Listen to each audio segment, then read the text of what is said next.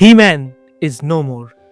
24th November 89 বছর বয়সে প্রয়াত হলেন ধর্মেন্দ্র সিং দেওয়াল।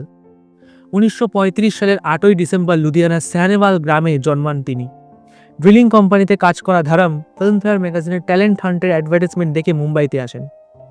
1960 সালে অর্জুন হিঙ্গরানির রোম্যান্টিক ড্রামা দিলভি তেরা হামভি তেরা দিয়ে বলিউডে ডেবিউ হয় তার।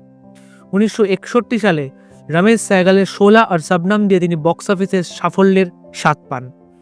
এরপর আনপার, বিমল রয়ের বন্দিনীর মতো একের পর এক হিট ছবি দেন। বন্দিনীর জন্য ন্যাশনাল অ্যাওয়ার্ডও পেয়েছিলেন তিনি। এরপর আর পিছনে ফিরে তাকাতে হয়নি। ইন্ডাস্ট্রিতে পা দেওয়ার আগেই মাত্র 19 বছর বয়সে প্রকাশ কোরের সাথে বিয়ে হয়েছিল তার। তাদের ছেলেদের নাম সানি আর ববি দেওয়াল, সাথে দুজন মেয়ে বিজেতা আর অজিতা।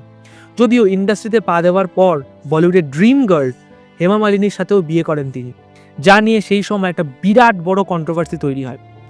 অফ স্ক্রিন হোক বা অনস্ক্রিন, ধরমজির লাইফ সবসময় একটা রোমাঞ্চক মোচড় দিয়ে গেছে। তার এই মৃত্যুতে বলিউড হিম্যান ছাড়া হলো।